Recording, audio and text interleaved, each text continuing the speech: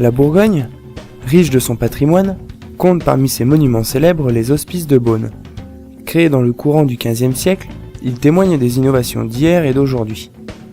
Les hospices de Beaune sont en fait c'est une institution qui comprend aujourd'hui plusieurs établissements, donc l'Hôtel-Dieu de Beaune où on se trouve actuellement, l'Hospice de la Charité qui est un ancien orphelinat, aujourd'hui une maison de retraite et un hôpital de jour pour les enfants, et puis un centre hospitalier donc avec de la médecine, de la chirurgie, une maternité, un domaine viticole et puis aussi un centre de long séjour et puis un musée hospitalier donc, où on se trouve aujourd'hui.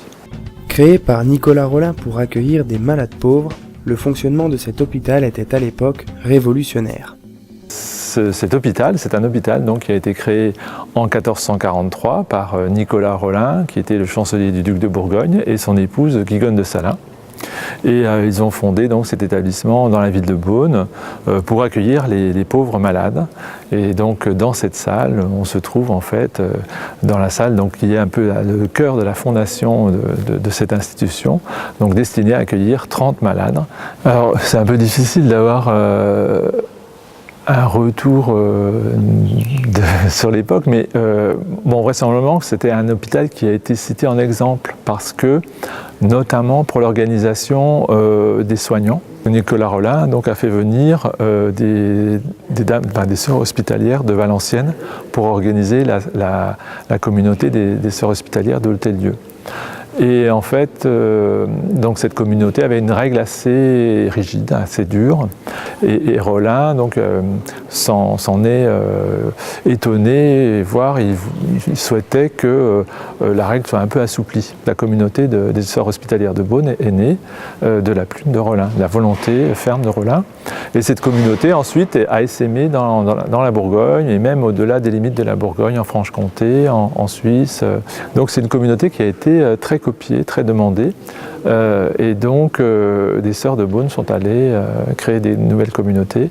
Donc c'est pour vous dire que la règle de Rolin était une règle assez innovante.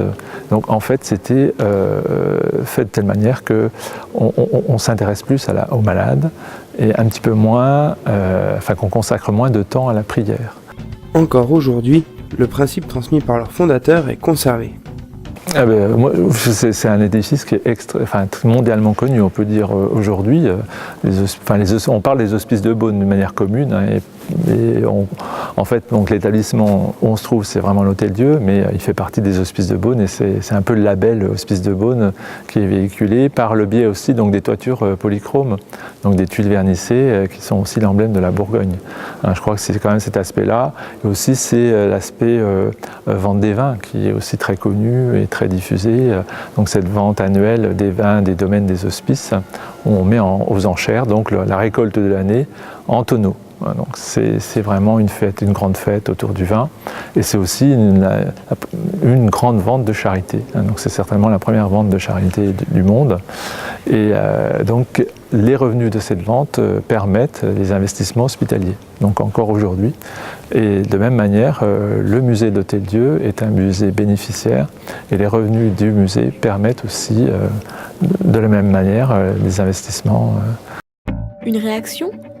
Un témoignage ? Commentez ce reportage sur dijonsanté.fr.